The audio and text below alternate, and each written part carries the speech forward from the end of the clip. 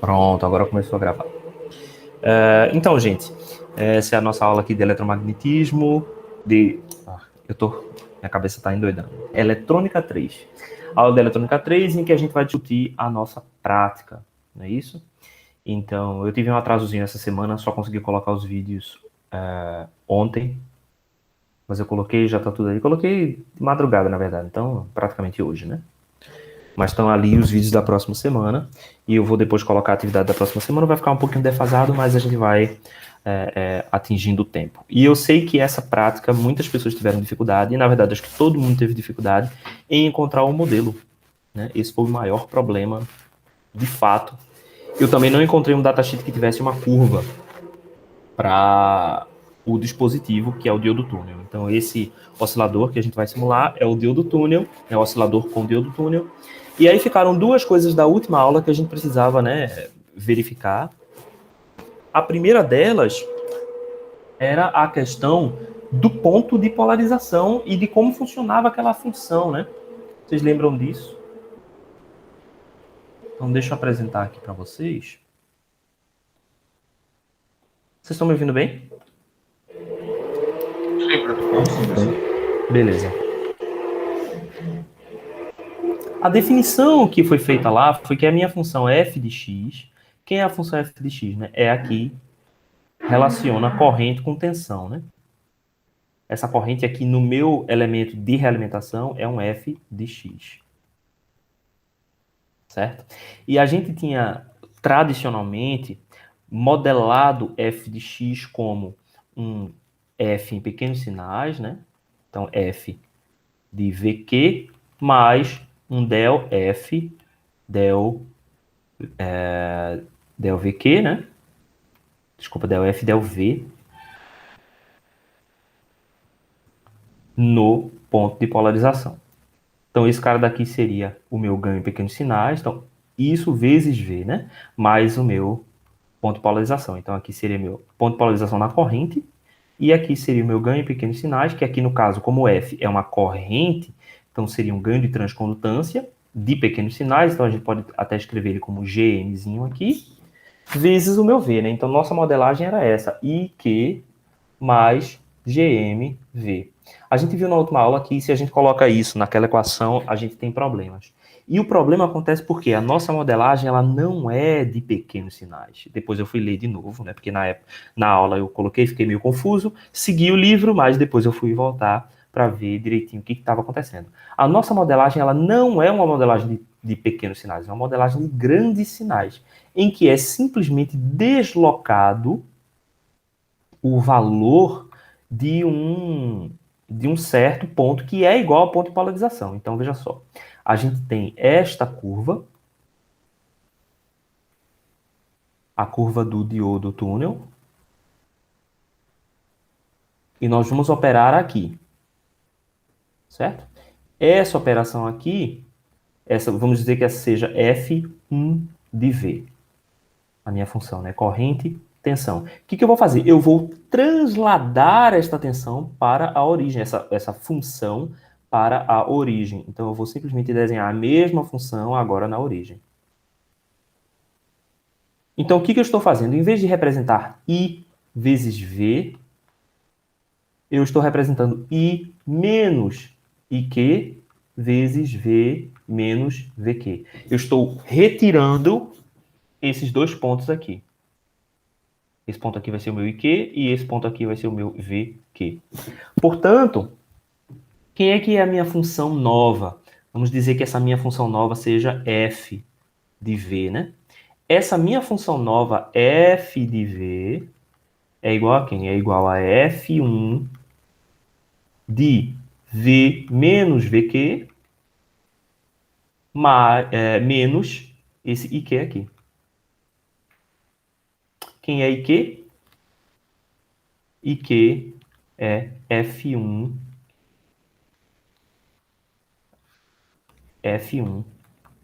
de VQ. Aí a gente chega nas expressões que nós usamos na última aula.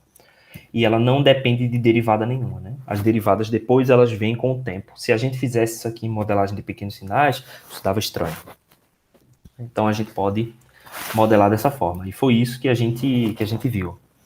que o F1 de V é definido como F de Vzinho mais F1 de VQ, certo?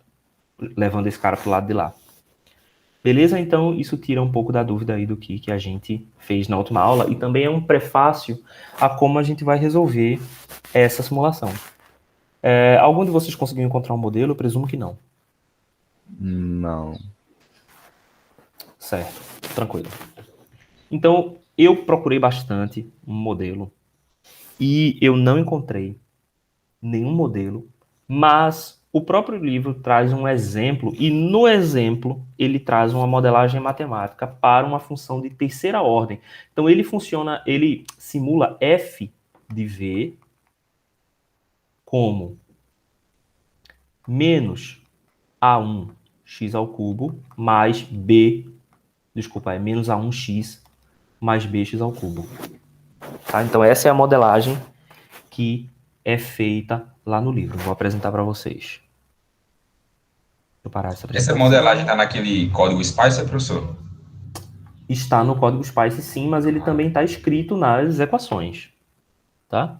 Eu coloquei isso na aula que eu acabei de colocar, então eu não espero que ninguém tenha visto. Tá?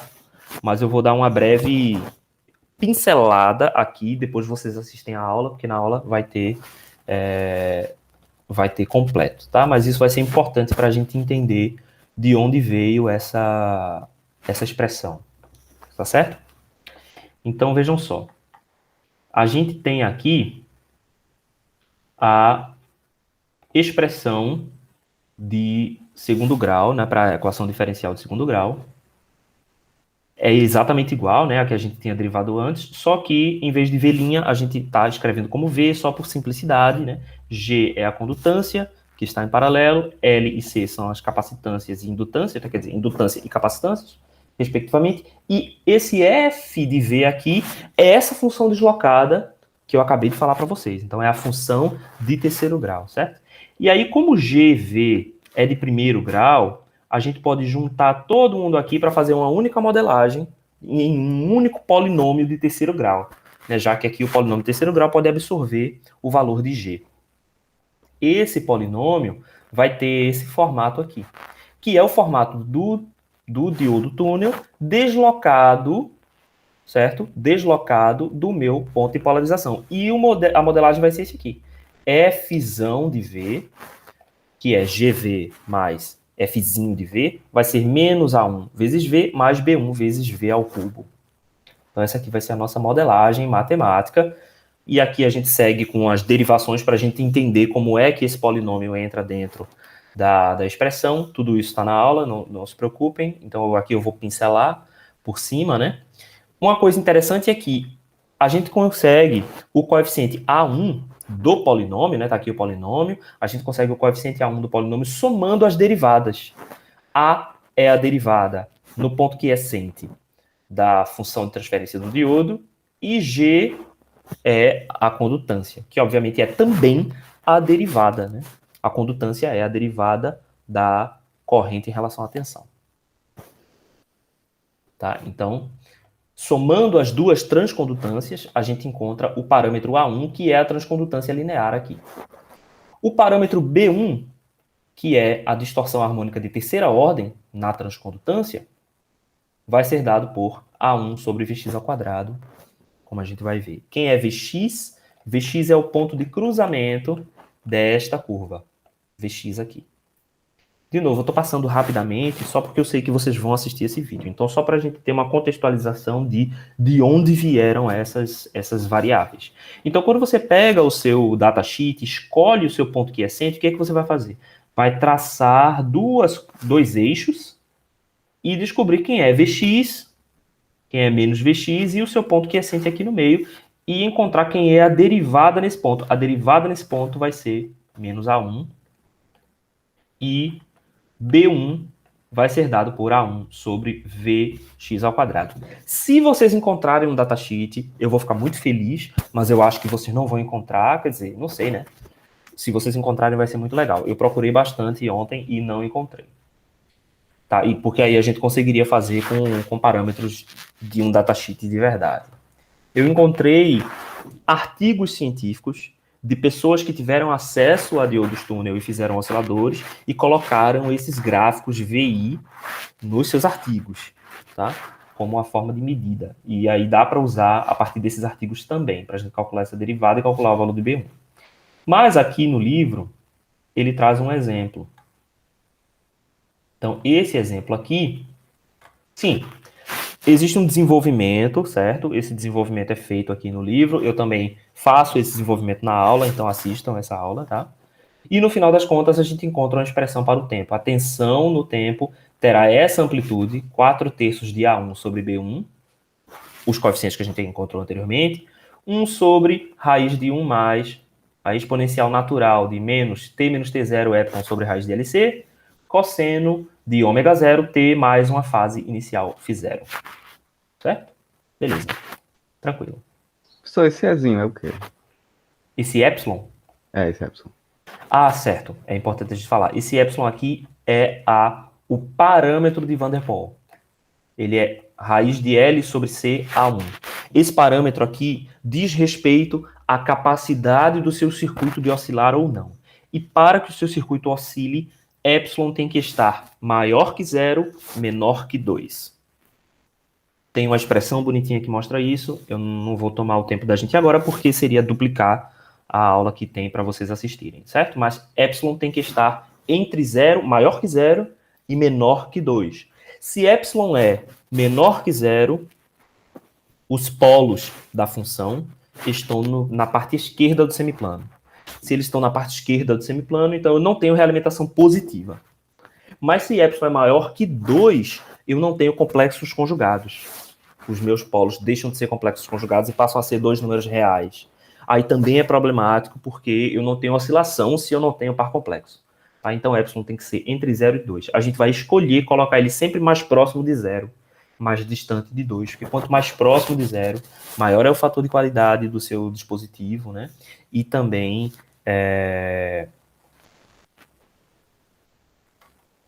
Bem, é maior o fator de qualidade do seu dispositivo. Não tem outra coisa, não. Então, beleza. Ó, vem dessa expressão aqui, ó. Quando a gente encontra aqui o lugar das raízes, P1 e P2, epsilon sobre 2, esse termo aqui é o termo real, ele tem que ser positivo para que o meu polo esteja do lado direito, mais J, raiz de 1 menos epsilon sobre 2 ao quadrado. Esse termo aqui dentro precisa ser positivo, né? Para que eu tenha complexos conjugados. Se esse termo aqui for negativo, vai surgir um outro J que vai cancelar, e aí não dá certo, vai se tornar duas raízes, tá?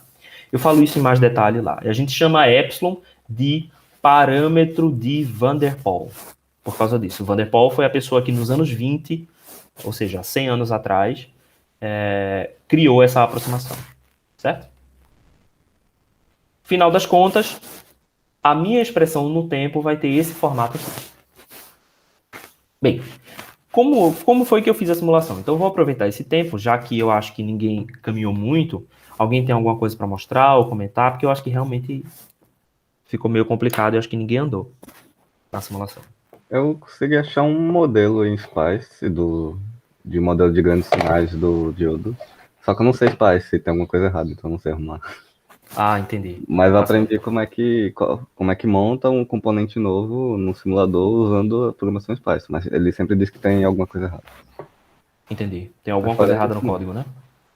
Ah, ele diz que é como se eu estivesse colocando vários ganhos para uma coisa só. Aí ele diz que só vai contar o último. Bem, o que acontece?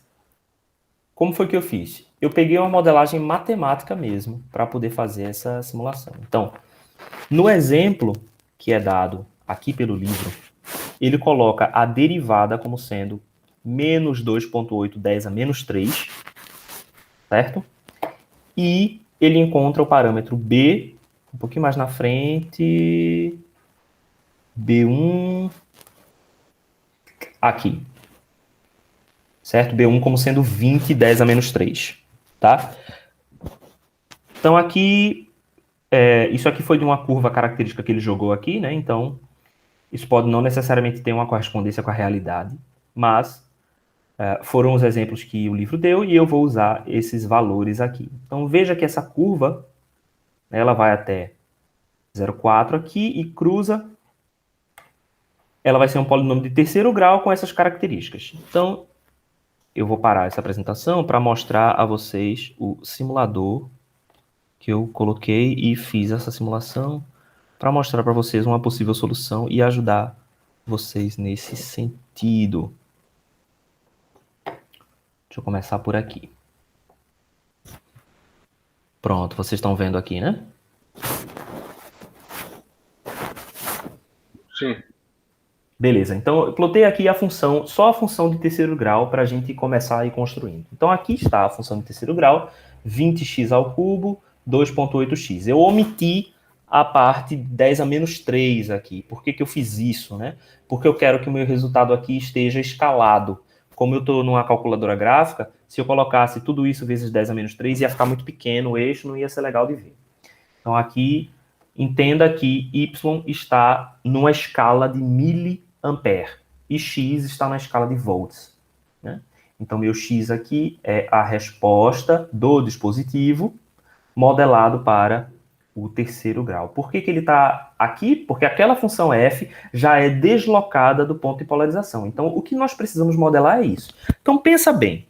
Qual é a modelagem que nós precisamos fazer? Precisamos de um elemento cuja corrente, ou seja, a corrente y, dependa de 20 vezes a própria tensão ao cubo menos 2,8 vezes a própria tensão. Então, o modelo no SPICE que a gente usa para isso é a fonte de corrente comportamental, ou behavioral, certo? Esse nome aqui, behavioral, certo? Vocês estão vendo aqui, né? Uhum. Beleza. Então, esse tipo de função, esse tipo de fonte, você pode simplesmente definir o que é que você quer que ela faça. Então, foi isso que eu fiz aqui. Então, vamos dar uma olhada nessa fonte I1. Tá? O que eu fiz nessa fonte I1? Essa fonte de corrente que tem esse índice B, eu defino a corrente por uma expressão matemática que eu quiser. Provavelmente é isso que o seu modelo SPICE está fazendo. Criando essa função aqui, B, e colocando um polinômio para essa função. Tem outras formas de fazer isso em SPICE também. Tem a função poly, que cria um polinômio. Então pode ver que é a mesma função. Só que agora, como eu estou no simulador, né, de fato, eu vou colocar o miliampere. Então, coloquei 10 a menos 3 vezes 20. V ao cubo menos 2,8V. Eu coloquei isso aqui para a gente medir corrente, tá? Porque não tem amperímetro nesse simulador, mas a gente já fez isso aqui em eletrônica 2. Alguém tem dúvida do que isso aqui está fazendo?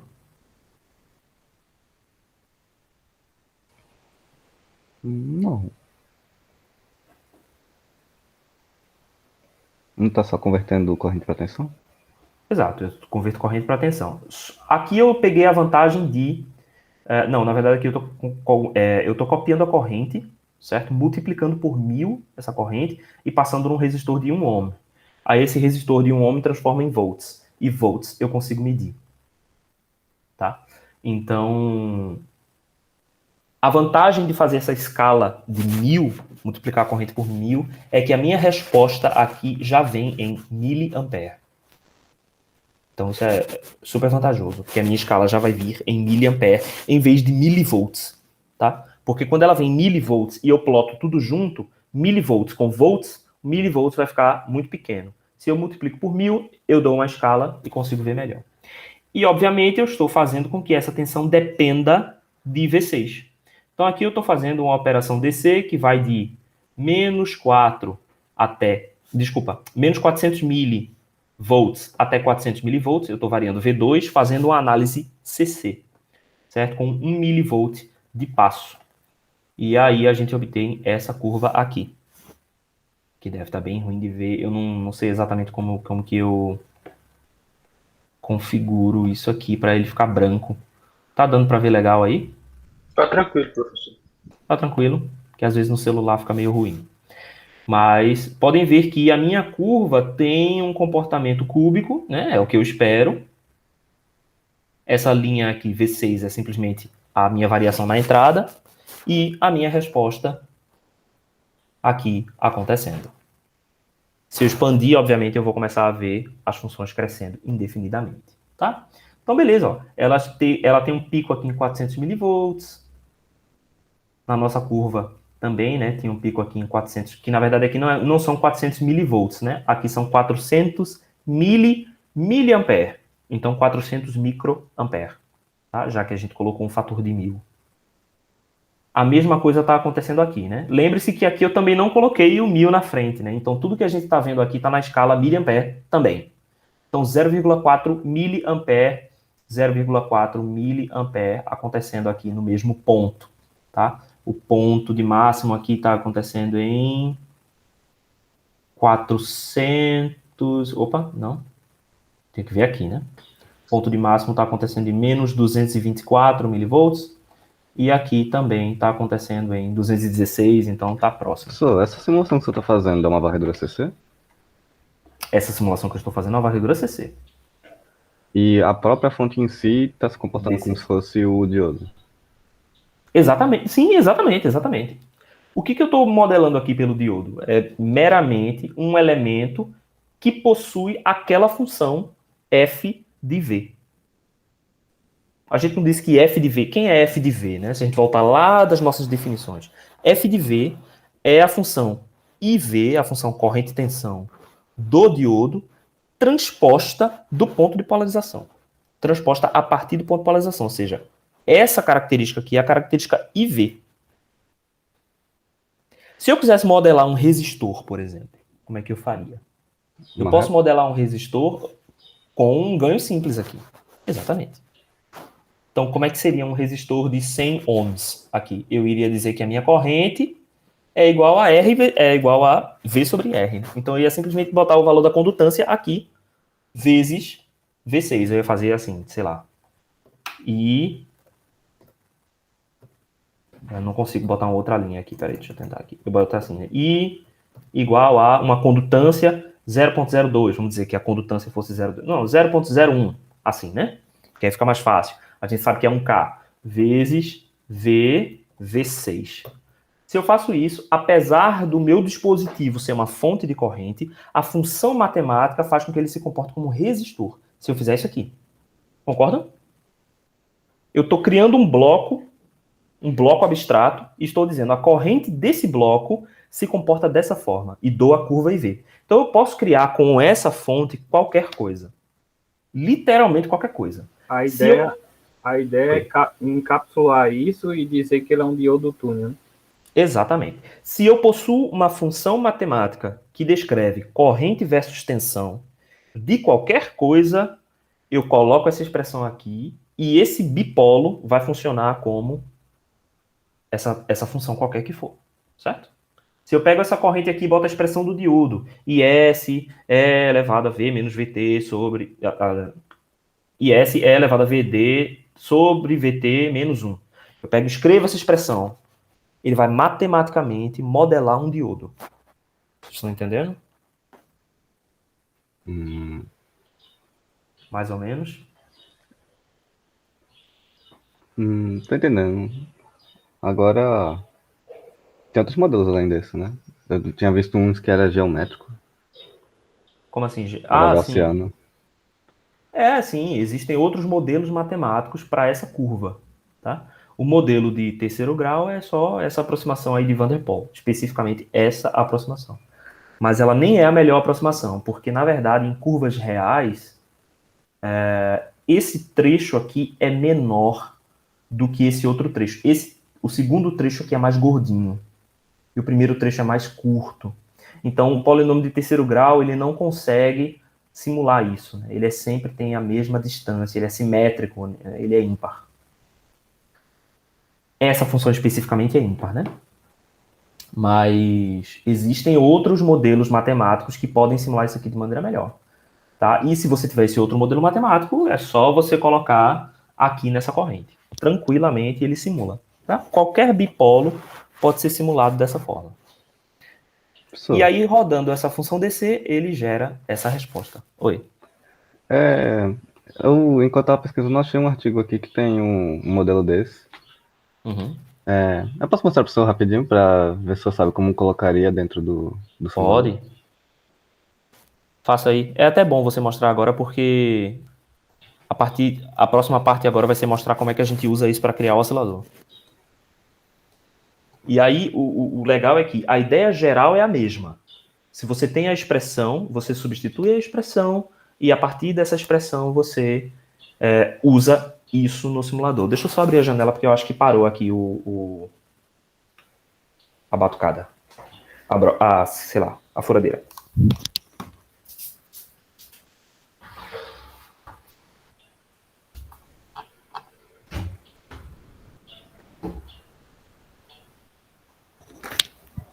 Pronto.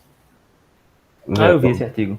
Então, é isso. Eu tava vendo esse artigo aqui, que ele modela em grandes sinais o diodo desse jeito. Isso. E ele E até aí- coloca a capacitância parasita também, né? Isso. E aí no final ele chega nessa expressão aqui.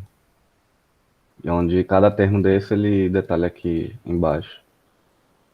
Tu pode dar um É. zoom aí pra gente ver as expressões melhor?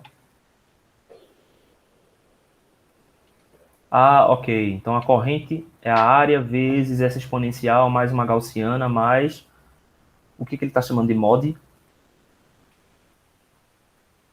Então, não sei. Eu não entendi direito o que ele quis dizer. Teve muita coisa aqui nesse artigo que eu não entendi direito o que ele tava querendo dizer. Sei, entendi. Certo. É uma outra forma de modelar, certo? Essa aqui está bem mais complexa, né? Tem várias exponenciais. Aí, tipo, Tem uma teoricamente parte eu exponencial, só jogo isso aqui lá naquela fonte de corrente comportamental e aí ele vai simular o Exato. diodo. Agora, tem um detalhe. Hum. Esse modelo aqui não deve estar levando em consideração o ponto de polarização, né? Ele deve estar levando em consideração o IV normal em 0. Aí você precisa subtrair aqui o ponto Esse de aqui, polarização. Isso, provavelmente ele modela a partir do 0. Então você precisa... Mas isso faz sentido, porque, de fato, o que a gente tem na resposta do modelo de Odo é uma corrente que tem uma gaussiana.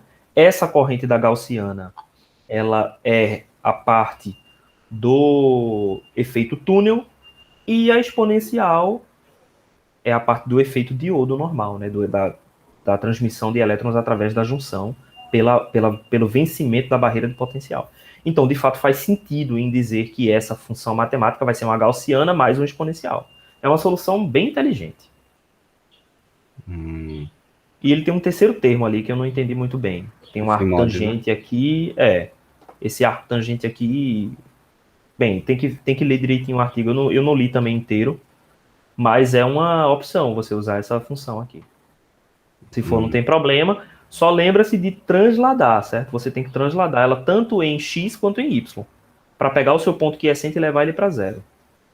Eu posso fazer isso aqui matematicamente, mas a ideia seria transladar por meio de um circuito, não?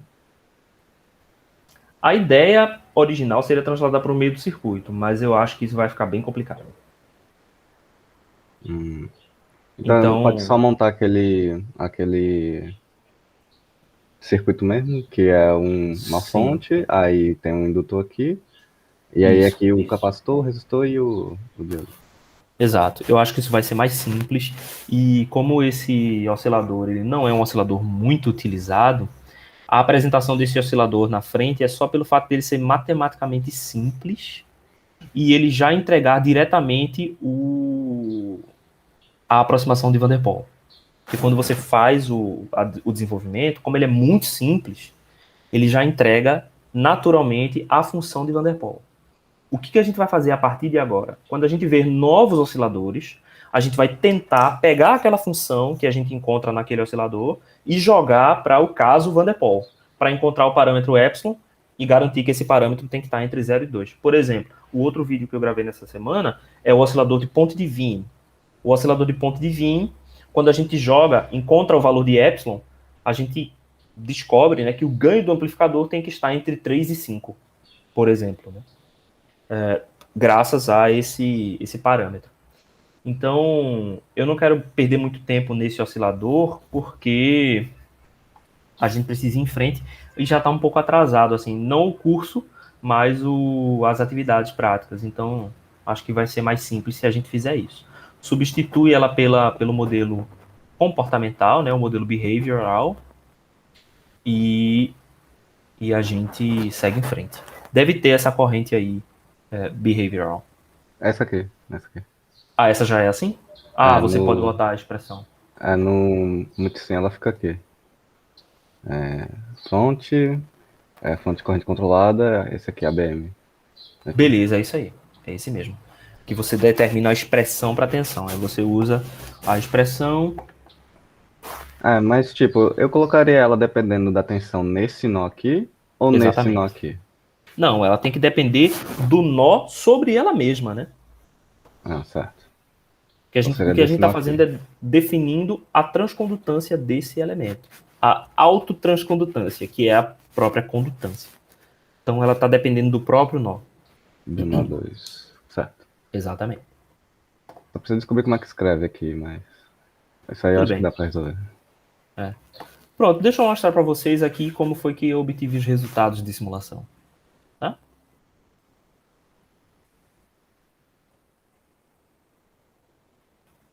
Só para a gente ver como que... Aqui.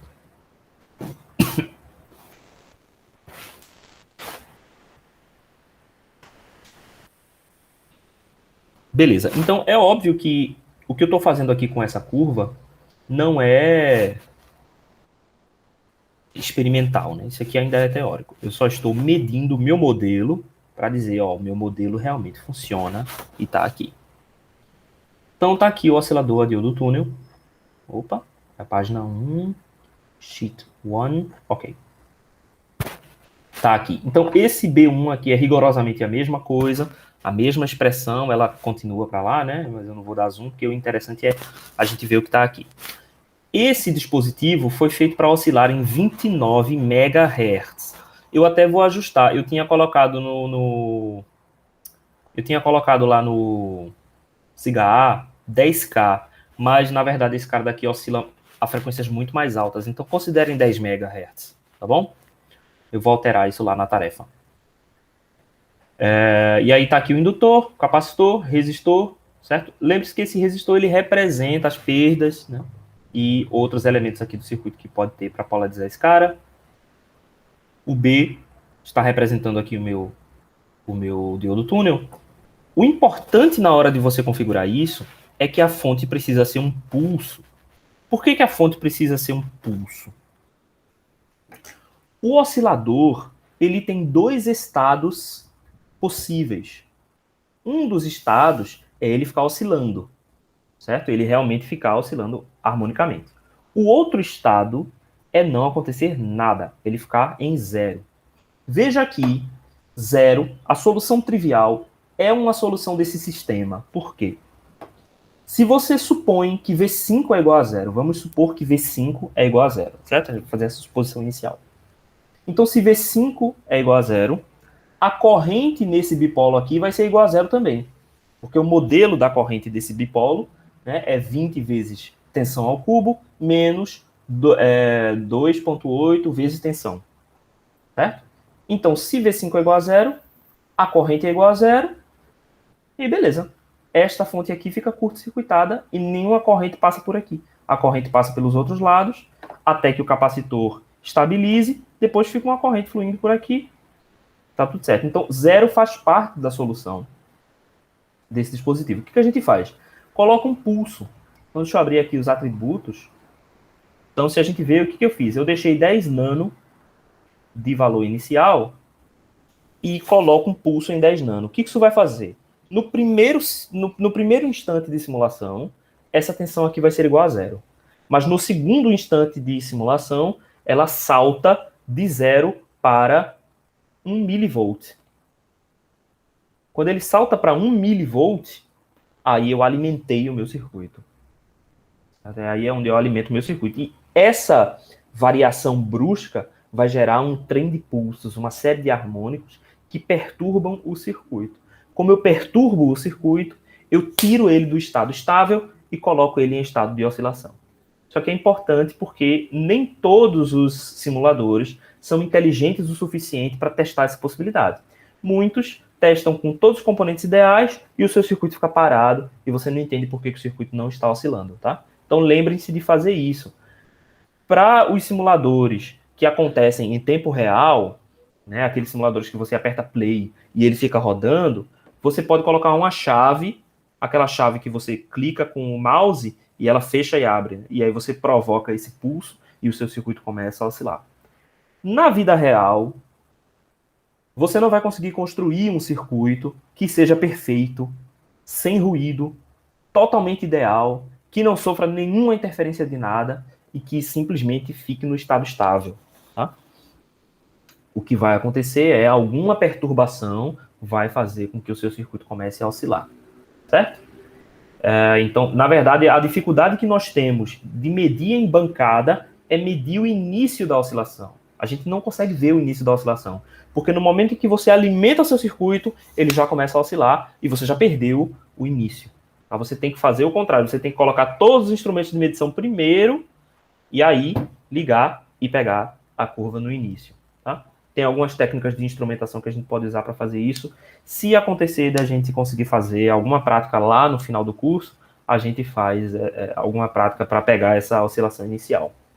Certo? Mas aí é importante que vocês configurem isso. Se vocês simplesmente configurarem uma fonte CC, pode não funcionar. Tá? Nos melhores simuladores, eles já introduzem isso e conseguem passar por cima desse errinho. Se não, vocês podem fazer, né, esse truque para excitar o circuito. Quando você simula, a resposta é essa daqui. Tá? Eu já simulei antes e já encontrei essa resposta de oscilação. A frequência está certinha, 29 MHz. Veja que ele tem um crescimento aqui, né? É esse crescimento. Eu não quero que simplesmente vocês me digam, a frequência bateu, legal, ok. Existe uma série de outros parâmetros que a gente precisa encontrar. Então, até então, tudo bem, eu vou entrar em como é que a gente encontra esses parâmetros. Até aqui tá tudo certo? Só qual foi o passo de simulação dessa imagem aí? Foi 20 nano. Só que esse passo de simulação aqui, para o SPICE, ele quer dizer o máximo passo de simulação. Certo? Não quer dizer que o SPICE não vai tomar menos espaço do que isso. Ok? Quando a gente define, o que a gente está dizendo é, SPICE, não tome saltos maiores do que 20 nano. É óbvio que aqui nessa curva é muito menor do que 20 nano, porque se você observar aqui, ó, daqui para cá a gente tem 100 para 150, a gente tem 50 nano aqui. Então eu só teria duas medidas aqui no meio. O meu simulador ele não simulou com 20 nano, ele simulou com muito mais. Ou melhor, muito menos, que dá mais pontos, né? Se a gente der um zoom aqui, ó, dá para ver. Então aqui eu estou em 121, aqui eu estou em 123, então uns 2 nano. Certo? Deu aí 10 vezes menor do que o que eu escolhi. Certo. E qualquer simulador SPICE ele toma essa liberdade, tá? Só porque você falou que vai medir de tanto em tanto, isso não significa que ele realmente vai fazer. O que o SPICE faz é o seguinte, ele avalia a derivada. Quanto mais íngreme é a derivada, mais pontos ele coleta. Então, talvez se a gente vir aqui, ó, aqui eu tenho 15,66 e aqui eu tenho 17,3. Ele está tomando 2 em todos os pontos. Mas ele avalia a derivada, sabe? Então, aqui 17,4, aqui 19,4. Tá basicamente 2 nanosegundos. Isso não é um parâmetro que vai influenciar tão fortemente a sua resposta, porque a maioria dos simuladores SPICE já é inteligentinho o suficiente para definir isso. Em contrapartida, no osciloscópio, de fato, se você disser, eu quero uma medida a cada 20 nano, ele vai medir uma a cada 20 e ele não tem inteligência suficiente para distinguir. Tá? Aqui ele consegue. Então vejam só. Vamos voltar lá na nossa expressão. Aqui a frequência eu determino da forma tradicional, né? Eu pego 2 picos e verifico qual é a diferença no tempo, né? Então, eu encontro tradicionalmente. Mas como é que eu encontro essa curva aqui, né? Como é que eu encontro esse início da curva? Eu vou modelar só baseado na minha, como chama? Envoltória dessa função. Então eu tenho todos os picos e vales. Eu vou pegar os picos. Então eu vou aqui no pico, primeiro pico, dou um zoom aqui e pego esse valor. 17 nanosegundos para, no caso Y é 2,6 microampere. Aí eu pego o meu segundo. 52 nanosegundos para 5,6 microampere. E por aí vai. Eu coleto esses pontos. Eu posso coletar os pontos negativos também, se eu quiser. Tá? Aí eu preciso fazer o valor absoluto. Então eu vou pegar esses pontos e jogar aqui num gráfico. Esses pontos que vocês estão vendo, deixa eu apagar essa curva para a gente ver melhor. Esses pontos que vocês estão vendo são os pontos que eu coletei da minha envoltória. Sempre os pontos máximos. Peguei aqui o ponto máximo, dei zoom aqui, peguei o ponto máximo e fui pegando os pontos máximos ao longo dessa curva. Certo? Beleza. E eu tenho a expressão. Essa expressão foi a que eu mostrei para vocês um pouquinho mais cedo hoje. Está lá no livro, é a 10.35, tá? Então, se a gente observa essa expressão, o que a gente vê? Eu tenho uma amplitude 4/3 de A1B1, A1 sobre B1. Eu sei quem são A1 e B1, porque são parâmetros do meu modelo. Então, eu consigo determinar qual é a amplitude de oscilação. Mas, experimentalmente, quem é esse cara? Esse cara é o valor da minha amplitude quando o tempo tende a infinito. Quando o meu tempo t tende a crescer, essa exponencial aqui vai tender a 0, e esse cara vai tender a 1, ou seja, essa fração aqui vai tender a 1. Isso implica que a amplitude do meu cosseno será a raiz de 4/3 A1 sobre B1. Então, se eu olho na minha resposta, eu sei que o valor de pico, quando o meu circuito entra em regime permanente, será o meu valor de raiz de 4/3 de A1 sobre B1. Então, eu venho aqui e pego esse valor aqui. Deu quanto? Deu 344 microampere. É a minha... Aliás, aqui já é volts. Aqui, desculpa, eu estava convertendo para amperes, mas aqui é volt mesmo. Aqui é tensão normal. Aqui eu estou vendo a tensão aqui em V5. Certo? Então, aqui, eu sei que a minha amplitude é de 343 milivolts. Beleza. Então, se eu olho aqui na minha expressão, eu sei que esse primeiro parâmetro vai ser 434 milivolts. Tudo isso aqui junto. O que é que eu quero que vocês verifiquem no relatório? Bateu? O valor de A1 e B1 que vocês escolheram, raiz de 4/3 de A1 sobre B1, dá 434 milivolts? Essa é a primeira conferência que vocês precisam ver no seu relatório. A frequência, 1 sobre raiz de LC, bateu? Beleza. Professor, Oi. para 1 igual a 2,8 vezes 10 a menos 3 e B1 igual a 20 vezes 10 a menos 3, tá dando 432 mili. Tem problema ser um pouco diferente? Não, 432 mili. E aqui na resposta da gente, a gente encontrou... Não, deu 400, foi isso? É, mili, 0,432. Raiz de 4/3 vezes 2,8 vezes 10 a menos 3, dividido por 20 vezes 10 a menos 3. Ou seja, deu 430 mili e aqui deu 340, né? Isso. Poxa, foi muito diferente. Pô, eu não calculei. Mas será que tivesse é dado porque não está ainda no regime permanente? Não, ele tá bem em regime permanente, sim. Já repetiu várias vezes sem crescer. Eu não acho que a gente simular por mais tempo isso aqui vai aumentar 1/3, não. Porque tá basicamente 25% menor, né? Aproximadamente 25% menor. Deixa eu ver. Ah, uns 20% menor, na verdade. 20% menor? Uhum. É. Eu não esperava, não, essa variação tão grande. Até porque a gente está trabalhando com tudo bem ideal aqui. Isso tem a ver com o resistor, professor? Que o Não. resistor é perda, não? O resistor é perda, mas o que vai acontecer com o resistor é que ele vai influenciar aqui em epsilon. Epsilon depende, né, do Professor, não é por causa aqui, ela vai desse tempo não exponencial, e a amplitude ficou um pouco menor? Porque esse tempo exponencial, o senhor considerou que ela ia para 0, né? E ficava 1 sobre 1 e ficava só a amplitude. Aí, por esse tempo, sei lá, não pode ser que não esteja dando zero essa exponencial, e aí ele esteja, assim, o tempo esteja curto, e aí ela não esteja decaindo até zero, não sei, algo do Acredito tipo. que não. Acredito que não. Meu palpite não é esse, não. Meu palpite é nenhum, mas também não é esse. Agora as coisas variam um pouco, né? E essa aproximação, a aproximação de Van der Poel, como o nome já fala, é uma aproximação. Então ele faz desconsiderações, ele desconsidera outros termos, né? Para chegar nessa expressão. Então, talvez fosse melhor atribuir às aproximações do que atribuir a isso aqui, porque claramente ele já entrou em regime permanente.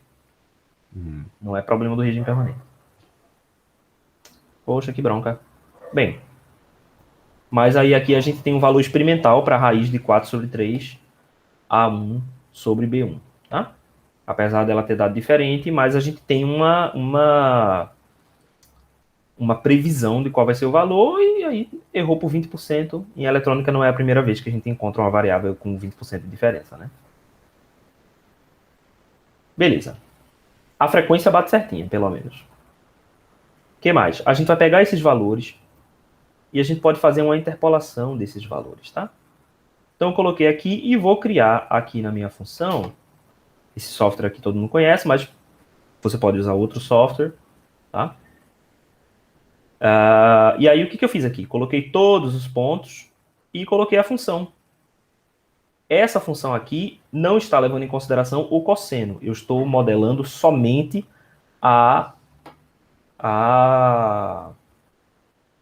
como chama? A envoltória. Estou modelando somente a envoltória. Então, veja só. Chamei esse cara aqui de C. Aqui meu C. Dentro dessa exponencial, eu tenho menos epsilon sobre raiz de LC. Eu chamei tudo isso de A. E eu tirei aqui o cosseno, né? Então, eu estou considerando só a amplitude do cosseno. Ou seja, eu estou considerando que o cosseno é sempre igual a 1 e vou tirar o cosseno. Quando a gente coloca essa expressão, vai gerar uma curva como essa. E o seu trabalho é determinar quem são essas variáveis. Então, como que eu fiz aqui para encontrar essas variáveis? 347, eu puxei direto lá da simulação. Então, peguei aqui num ponto qualquer, observei e dá 346. Ele até está crescendo ainda um pouco, né? Mas ele não vai chegar em 400, não. Então, peguei esse valor aqui, 347, e coloquei lá em C. Tá aqui o valor de C. A, eu fui ajustando. O que A vai fazer aqui de diferença, né? A está na minha exponencial. Então, se eu boto, por exemplo, 0,05, essa curva aqui vai variando, né? Ela fica menos íngreme. Se eu boto 0,02, por exemplo, ela já fica bem menos íngreme.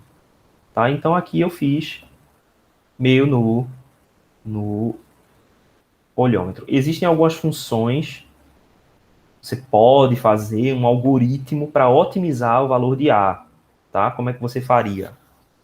Você vai variando o valor de A e calcula a diferença entre A e esses pontos, né? A diferença quadrática, ou seja, o quadrado da diferença. Você tira a raiz das somas dos quadrados, ou seja, você faz a média geométrica. A média geométrica não, você faz a média... Como é que chamava essa média? Que é a raiz da soma dos quadrados? Não lembro. Mas acho que é média quadrática o nome. E aí, quando essa média quadrática vai a zero, ou vai ao valor mínimo, você pode dizer que otimizou essa aproximação de A. Aqui o meu objetivo é só mostrar que a gente consegue prever o valor de A, tá? Com um método aqui gráfico, experimental, né? E x0 é o tempo inicial. É só um deslocamento para fazer com que essas duas curvas se encontrem. Também aqui você vai variando, né? Então, se fosse 0, por exemplo, a minha curva cruzaria naquele ponto. Quando eu coloco aqui 200, eu arrasto a minha curva para o lugar correto. Então, tem métodos mais elegantes de se fazer isso, mas aqui, para esse trabalho, eu acho que é suficiente que a gente faça isso. Então, a gente determina A, certo? Quem é A? A é... A, no caso aqui, é epsilon sobre raiz de LC. Aí dá para você também extrair esse valor, já que a gente sabe que epsilon, né, depende de LC. Epsilon é raiz de LC vezes A1. E A1 é A menos G. Então você tem A. A é a derivada, porque agora ficaram dois A's, né? Mas o A da nossa expressão lá atrás é a derivada da curva do diodo túnel, no ponto quiescente. Ou seja, eu ganho pequenos sinais naquele ponto, no ganho quiescente. Certo? No ponto quiescente. Então, esse é A, aí você subtrai G de A. Esse valor você multiplica por raiz de LC. Depois, esse valor você divide por raiz de LC. Esse deve ser o seu valor de A. Ok? Esses valores aqui a gente levantou fazendo um encaixe da outra curva nessa curva. Mas Pra no caso, fazer- professor, para Oi. projetar o circuito, a gente teria que escolher o R, que é o G, antes, não? É pra gente confirmar se vai dar certo com o que a gente colocou lá?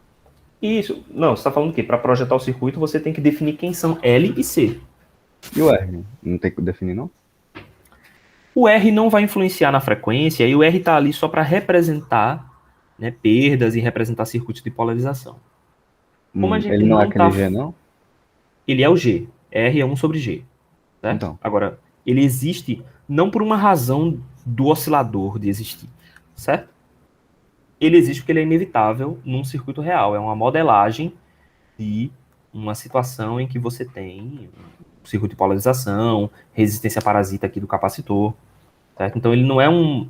O que eu quero dizer é, R1 não é um elemento do circuito que você precisa incluir num circuito para fazer com que ele oscile. R1 é uma representação da característica do circuito. Mas quando você for fazer a simulação, você vai precisar incluir algum R1 aqui. E aí você escolhe o valor de R1. Pode ser 10K, pode ser 1K, né? E aí você coloca esse valor. Ó, o que vai acontecer aqui é, por exemplo, eu acho que a minha simulação lá tá com 1K. Deixa eu ver o que vai acontecer aqui quando eu simular.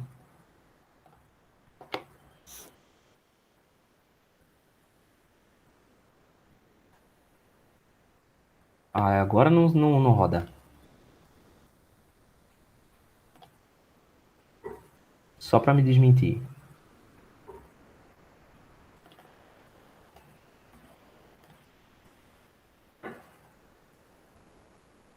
Depois... Ah, porque agora o delay foi para 1 milli. Não sei por que isso aconteceu. O V inicial 10 mudou também. nano. O quê? Qual V O V inicial? inicial. É, porque... Ele era 10 nano, né? não sei por que isso aqui saiu do lugar. O V inicial aqui, eu acho que eu tinha colocado 1 milli. Não foi? Eu vou colocar 1 volt aqui, 10 nano. Tempo que ele fica levantado, 1 milli. Não, T-rise eu vou colocar 0. T-fall vou colocar 0. Tempo ligado vou colocar 1 segundo, para ele ficar 1 segundo ligado. E... beleza. Vamos ver se agora vai.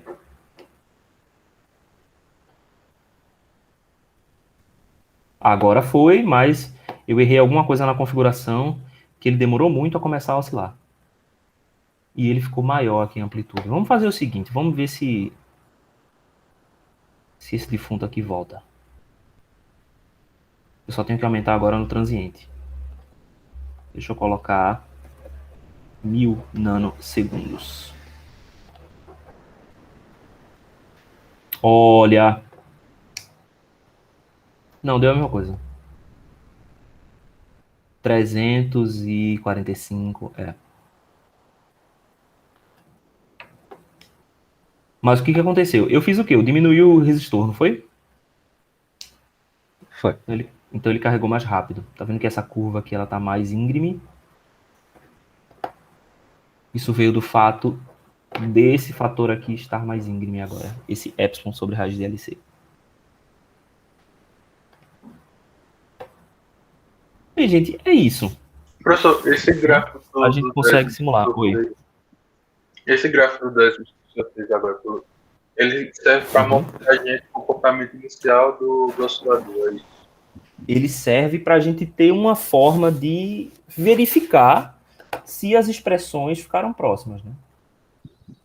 Que no caso essa amplitude aqui não ficou. mas ela está aí dentro dos 20%. Mas serve para você medir e verificar isso, verificar realmente não ficou, tá fora por 20%. Né? Aí, enfim, por fora. Aí aqui essa expressão, você vai ter um epsilon que você vai obter lá em cima. Então esse epsilon sobre raiz de LC também tem um valor. Esse valor aqui será o próprio A. Então você vai ver. Esse A bateu ou não bateu? Está próximo? Né? 1 sobre raiz de LC é a frequência. Então você vai ver, a frequência funcionou, oscilou onde eu queria? Não. Certo? Inclusive, se você multiplicar por cosseno de ômega t mais φ0, a gente consegue remontar essa função aqui, né? No décimos, a gente consegue reproduzir ela aqui, se a gente multiplica por cosseno. Vamos fazer. Cosseno de 2π 30 MHz, então 30, 10 elevado a sexta, T. Opa, faltou o T, que aqui é X.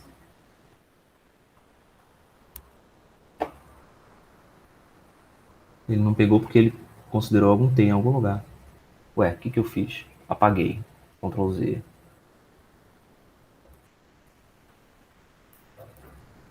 Ficou um T lá atrás. Pronto. Olha lá.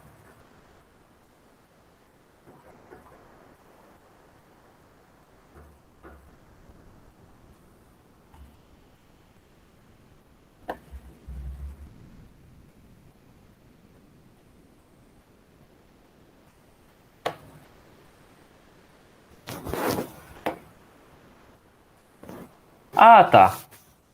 Eu tenho uma escala de tempo aqui, certo?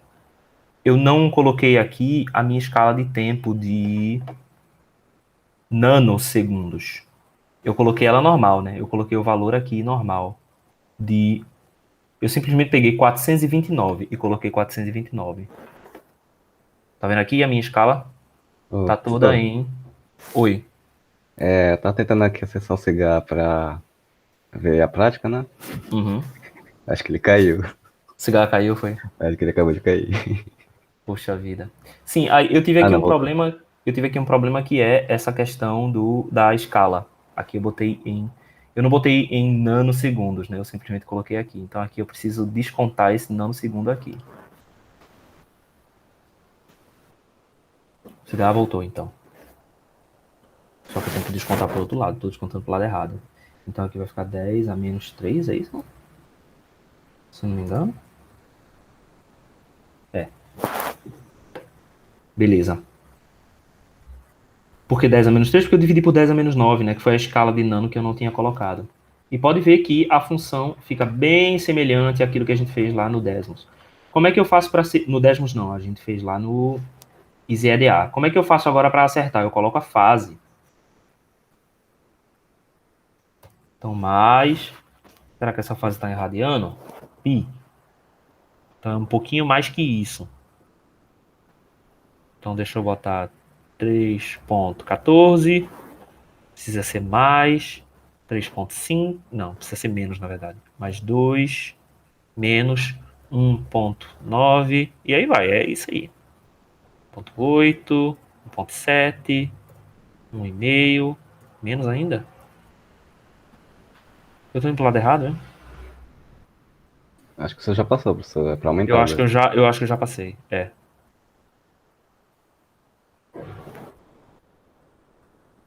É quase isso. Que a frequência tá um pouquinho off. Porque a frequência lá foi 29. Pronto. Aí aqui você vai ajustando, né? Mas no caso, você quer só a envoltória no relatório ou você Não, quer... só quero envoltório. Não precisa da fase, não. Só tô fazendo aqui pra... Porque, sei lá. Tá entre 2.8 e 2.9. Aí a gente consegue reproduzir ela bem certinho. Ou bem aproximado. Conseguimos a envoltória, conseguimos vários parâmetros aqui. Ó, aqui é até bom que dá pra ver que a envoltória tá off um pouquinho, tá vendo? Ela poderia ser um pouco maior. A envoltória ia dar melhor. Mas, enfim, a ideia aqui é reconstruir esse gráfico e encontrar com um certo grau de aproximação à curva que a gente queria obter. Professor, Aí isso fecha o relatório. Diga lá, Robson. sobre o relatório, Certo. nos itens A e C. Uhum. No item A, só Ah, pede ok. para a gente escolher um modelo comercial e observar o Isso. no datasheet ponto de operação, a resistência dinâmica e tal. Mas tem Não, como a isso gente vai ter fazer que isso ser- desse jeito? Não, isso vai ter que ser ajustado. Porque a gente nem vai usar o modelo comercial e nem vai fazer ponto de polarização. Então eu vou até ajustar. Vou ajustar logo agora para não ficar dúvida. E a Em C relação a também, isso. tô em dúvida. E isso tem na outra. Eu tô na turma certa? Era a turma 3. Isso. Simulação, editar.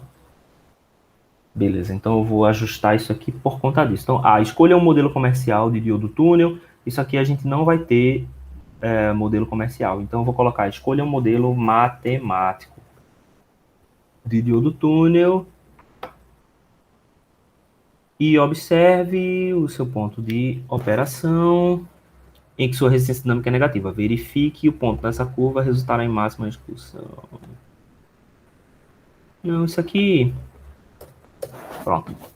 Proponha uma análise, ok. Proponha um circuito capaz de realizar polarização. Eu vou tirar a polarização, a gente não vai fazer. A gente vai fazer dos próximos, desse não. Determine os valores do capacitor e indutor. Aqui, em vez de 10K, vou colocar 10 MHz. Monte o circuito e mostre que ele oscila na frequência. E aí eu vou adicionar F. Mostre que os parâmetros de Van der Waals são observados. Eu preciso ajustar o acento no meu teclado. Tem uns problemas de você usar Linux, um deles é esse. Eu tenho que manualmente habilitar o tio no meu teclado. Ok, G em seu resultado, exiba a sua resposta, caracterizando o resultado de sua relação com o esperado. Beleza, assim fica melhor, mais adequado, né?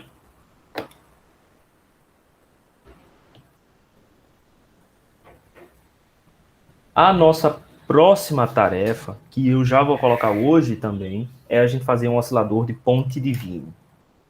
Tá? E aí, essencialmente, nessa metade do curso, as nossas práticas vão ser as mesmas. É basicamente, crie um circuito que oscila numa frequência, sendo ele o oscilador tal, e a gente vai determinar quais são os critérios os critérios de oscilação, né? E a partir desses critérios de oscilação, a gente escolhe o ganho, determina qual é a frequência de oscilação e calcula, simula e verifica essa resposta. Vai ser basicamente a mesma coisa, só que para vários tipos diferentes de oscilador. Daqui para lá a gente vai ver vários. Beleza? Beleza. Beleza, professor. Só a próxima vai ser- prática Certo. vai ser para quando? Essa é a questão. A próxima prática eu vou colocar hoje, inclusive eu vou botar ela agora mesmo, e aí vai ser sempre para as segundas-feiras, certo? Esse aqui é para entrega no dia 22/9. Tá, gente, 22/9? Acho que tá errada a data, professor. Tá, com certeza tá muito errado. Isso deveria ser 13, aí eu ia colocar 15, por quê? Porque a gente teve esse probleminha de encontrar o datasheet, e aí não conseguiu acontecer essa aula da maneira como eu esperava que a gente fez lá em Eletrônica 2, que era coisa dessa troca aí de vocês mostrarem e tudo mais, até teve um pouquinho, mas foi limitado porque teve esse problema na modelagem. Então eu vou colocar ela para o dia 15, certo? E a próxima eu vou colocar hoje para o dia 20. Para essa segunda-feira aqui. Tá ok assim? Ok. Sabe dizer se os outros osciladores vão ter alguma coisa com modelagem? Todo oscilador tem modelagem. Agora, nos outros osciladores, a gente vai usar componentes normais do SPICE. Né? A gente não vai ter que fazer assim. que isso é um brute force, na verdade, né? A gente está dizendo assim, ó, já que nós temos uma resposta em frequência, eu vou forçar a minha resposta em frequência a ser desse modelo aqui. Então, é uma simulação válida, tanto quanto uma simulação válida no MATLAB, por exemplo. Certo? Então, ela é uma simulação mista, em que parte do circuito a gente simulou com SPICE e parte do circuito a gente simulou com uma função matemática que a gente jogou lá e essa função fez acontecer o que a gente queria. Agora, daqui para frente, não. Daqui para frente, nós vamos usar só as simulações mesmo SPICE. E por SPICE, eu quero dizer todos os simuladores de circuitos eletrônicos, porque todos eles são baseados em SPICE. Né? Então, isso é uma coisa que é importante ficar aí sempre na mente de vocês. Tudo é SPICE. Agora, alguns simuladores fazem com que a gente precise digitar o código, tipo o ngSpice, por exemplo. Mas todos eles usam SPICE por trás. O que acontece é, você cria, é como aqui, né? Como no EasyEDA. Se você olhar aqui, tem um oscilador, certo? Tá aqui todo esse modelo. O que ele faz? Quando eu crio essa rede, por trás, ele cria um netlist. Então, se a gente olhar aqui, ó, export netlist, LT-SPICE, tá aqui, o código é esse. Se eu pegar esse código aqui e colocar num bloco de notas e usar o SPICE, o ngSpice, ele simula e faz a mesma coisa. Inclusive a análise transiente está aqui, ó. Transiente. Ó, aqui, ó, o BI1 está definindo aqui a minha corrente, é ligado do nó chamado V5 até o GND, a corrente, a expressão da corrente está definida. Você pode fazer isso aqui, e inclusive aquele subcircuito teu, Robson, é assim que ele é feito também no SPICE normal, no SPICE tradicional. Os bons simuladores permitem que você faça isso. Aqui tem uma coisa legal que você pode fazer, que é a seguinte. Você pode adicionar um texto, por exemplo, eu posso adicionar um texto e editar esse texto. Vamos dizer que esse texto seja um subcircuito. Então, subcircuit 1, 2. E aí eu vou definir que existe aqui um resistor, R, eu vou dar um nome para ele, R6, por exemplo. Ele está ligado de 1 a 2 e ele tem um K. E ponto NDS. Então eu defini aqui um subcircuito. Esse simulador, o EasyEDA, eu venho aqui nos atributos e digo tipo do texto, comentário ou SPICE. Se eu coloco SPICE, automaticamente esse comentário aqui vira uma diretiva SPICE. E aí ele entra lá no meu, aqui, ó, subcircuit, certo? Então, assim, vantagens de você usar um simulador como esse. A desvantagem é usar esse simulador, que é realmente bem ruimzinho. Mas ele é muito livre, tá? Então dá pra gente mexer muita coisa. Eu gosto, tem alguns aspectos que eu gosto nele, que são o fato de você ter muita liberdade em usar ele. É gratuito, você pode colocar o SPICE diretamente, né, nele. E faltou um nome para o subcircuito, né? Subcircuito S2. E aí, bem, ele tem liberdades. Para você fazer isso aqui no Proteus, por exemplo, é um rolê. E esse subcircuito aqui não necessariamente precisa ser só uma coisa pequena. Você pode criar um subcircuito gigante. Você pode criar um subcircuito que é um par diferencial completo.